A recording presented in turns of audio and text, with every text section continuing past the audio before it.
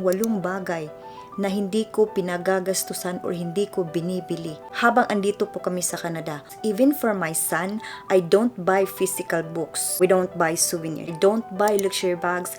I don't buy luxury shoes. I've done this before. It was a mistake. Why would you wanna look expensive? It's a waste of money.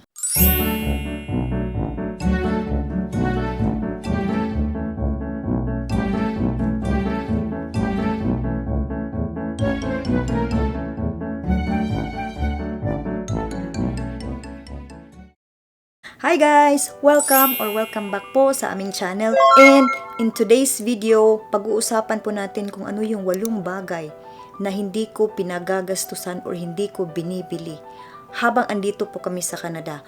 We've been here for 11 years and a half or almost 12 years po, and we are very frugal. That is the main reason po na hindi kami masyadong magastos sa mga bagay na hindi necessary. And without further ado, let's jump into the video. Number 1 po is books. I don't buy physical books. Even for my son, I don't buy physical books. Bakit? Dahil po everything can be found in the internet.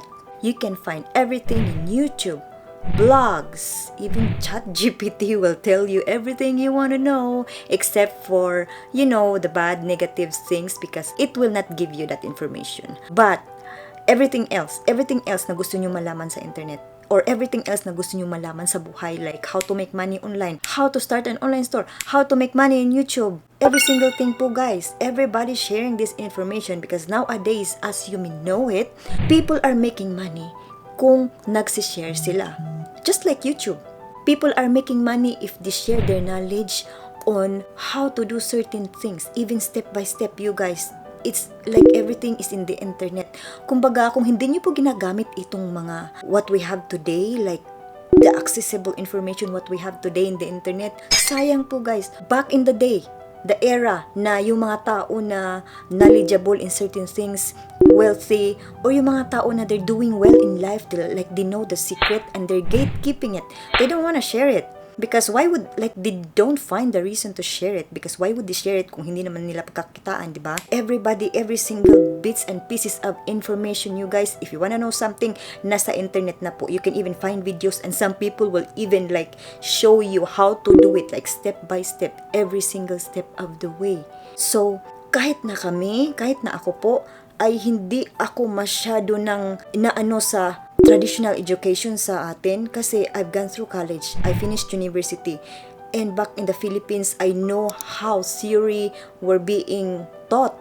And I was like, if this whatever we have in the internet today, kung ganito pa ang the way na pagka-deliver, kids will learn faster rather than the traditional way of teaching back in the Philippines. I am not degrading our educational system in the Philippines, but I am just a pro, or I'm just obsessed with online learning, you guys. Sayang yung mga information na nakikita natin sa internet, yung mga taong nagsishare, kung hindi natin i-consume.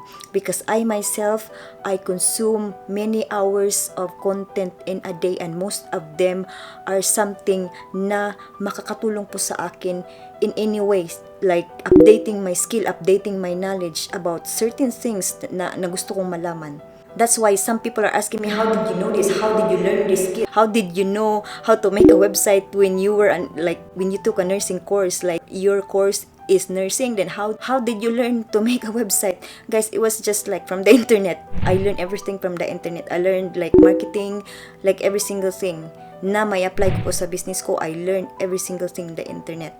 So yeah guys, even my son, yung mga books na binabasa niya, he also consume a lot of books in this certain app na we call Epic. Andun lahat ng books, mga videos, craft videos, andun lahat ng books na gusto nyo ipabasa sa anak nyo. Everything is for kids. Kid-friendly siya na app, na kaya hindi ako bumibili ng mga physical books kasi pupunitin lang niya, gano'n. Wala lang, parang masasayang lang. But that one, I really subscribe for that app, monthly subscription, kasi it's really worth it. And also the books that you want to read. For example, I want to read a certain book. It's in YouTube, you guys. This is what I did during my citizenship review, before ako nag-exam ng citizenship dito sa Canada, instead of reading the booklet that I borrowed from the library, you guys, I fell asleep.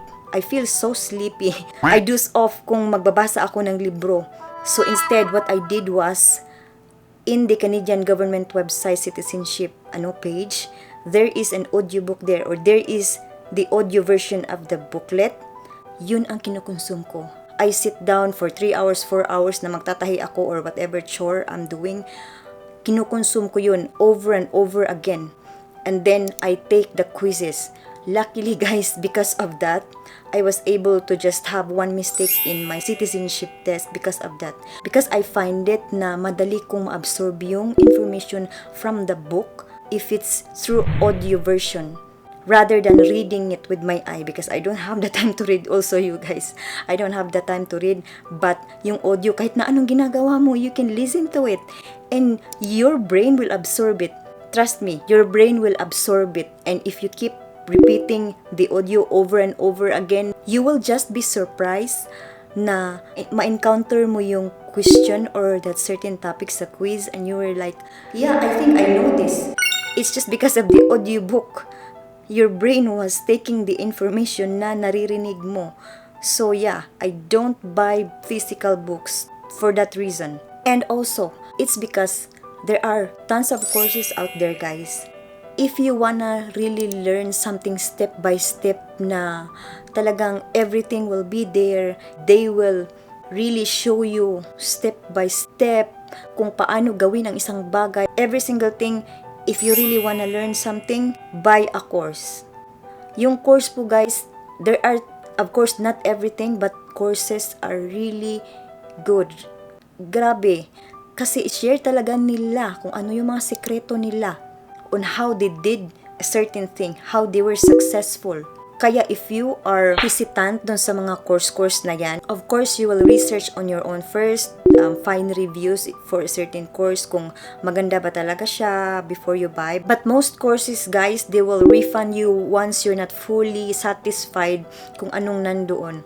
But in my own case, I find them na yung mga course talaga ay something that I didn't know before. Because you don't buy a course na alam mo na, diba? Something na you didn't know before. Courses are really full of nuggets, you guys. Courses is like an investment for you. Kasi nobody can take it from you once you learn that thing. And most courses, you can go back to it even for years. And then also, the course creator will keep on updating new information. If something new happens in the world, they will keep updating their course. So you will have like access to updates. That is really nice compared sa traditional teaching na it will, like in a course guys, maybe 10 hours worth of course na content, video content, it will take 2 years sa traditional way of teaching because ang dami pang mga pasikot-sikot. If you really want to know something, dig the internet, find reliable sources, find reliable content creators about that. There are audiobooks everywhere, podcasts, if you want to be inspired, tons of podcasts out there. YouTube has a ton of them. And then also, you can buy courses. You can save money and buy courses for something na gusto nyong gawin, gusto nyong malaman. Number 2 is we don't buy souvenirs. Souvenirs is for us is just a waste of money. Souvenirs are way overpriced because sellers are thinking that the tourists will really buy it because they have money.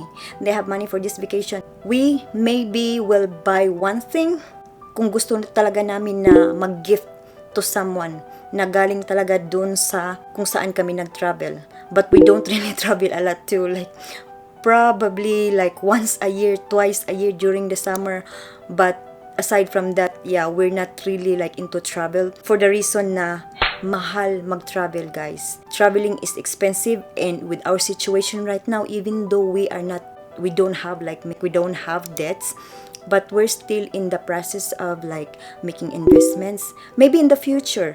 But traveling right now is not in our list. we don't buy souvenirs. It's a waste of money. Number 3 is the things that I don't understand.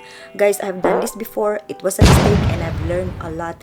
I will never do it again na someone will offer me something, they will sell me something and I don't understand how it works, and they will tell you will make money off of this, blah blah blah. and maengganyo ka po, and then you will subscribe, you will pay for it, but you don't understand how it works. You don't understand how to market, you don't understand how to make money off of it. I did that mistake and I will never do it again. So now, if I don't understand something, fully understand something, or like map up something in my head kung paano ko siya i-execute, I will not buy it. Number 4 is I don't buy branded items na hindi ko magagamit sa business. I don't buy luxury bags. I don't buy luxury shoes. Yung mga ganun, I can never think of myself buying those brands. Kahit siguro na marami akong pera, guys, I cannot justify. Because guys, you're just buying the brand. You're just buying the name. You can buy like not really cheap but average price handbags, average price shoes. It's just on how you, kung paano mo siya dinala, yung outfit mo. It's not on the brand.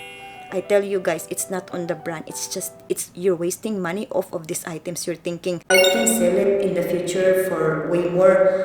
Guys, that thinking is a backward thinking. No, it doesn't work. One thing you can do is invest that money somewhere instead of buying branded items. I cannot justify the price because I can buy $50 handbag or $30 ones that I can also use for years to come. So bakit ko bibilhin yun? I'm not into those kinds of things. I would say that myself, I'm not materialistic because I am not that woman na masisilaw ako and then I want to buy. No. It's because hindi talaga ako nasisilaw, guys. Hindi ako nasisilaw sa mga ganun. Kaya something like comes up on my feed or like there's an ad. Hindi ako nasisilaw sa mga expensive things na mga ganun na hindi ko magagamit. One thing maybe I will buy something expensive is I can buy an expensive camera. I bought a $3,000 camera because I've used it over and over and over for my business and it's making me money. That's the category siguro na mabibili ko even if it's expensive. Number 5 is related to number 4, which is I don't buy brand knockoffs or like knockoff things na my brand ng, for example, Louis Vuitton shirt, like Louis Vuitton knockoff handbag, mga ganun. Because why would you wanna look expensive that everybody knows it's a knockoff? Everybody knows it's a cheap material. You can just buy Ardeen. You can just buy Forever 21. There's nothing wrong with that. That's what I do. Because ito ang tandaan niyo po, if you always want to look like, expensive to someone, it will destroy you more than destroying them. Yeah, always remember that. So if there's like someone on my Facebook friend, they will like sell these things. Like guys, 100% you can tell na knock-off siya. Like, why would you buy it? So I don't buy it. I just scroll. I don't also say something, but I just like scroll up. So that's number 5. And number 6 is I don't go to the salon for like hair services. As you can see, look at my hair, frizzy and everything. I cannot justify the price for now with our financial situation. I cannot justify na I spend $400 for coloring and whatever because I'm married. My husband is okay with that. Probably, if one day gusto niya akong i-treat for something, that's fine with me. But personally, hindi ko ma-justify yung price. I even cut my own hair. I cut these bangs myself. I do my nails myself. Like for me, it's a bit expensive na pwede ko naman siyang gawin on my own. So that's another thing na hindi ako napupunta sa mga salon. In my 11 years here in Canada, I've never been into a salon for a hair treatment or any kind of like anything you do for hair or like nails. And number 7 is I don't buy new subscriptions. News, there are like news channels right now that they will share like a snippet of like the really breaking news or like really news na everybody will be drawn to it.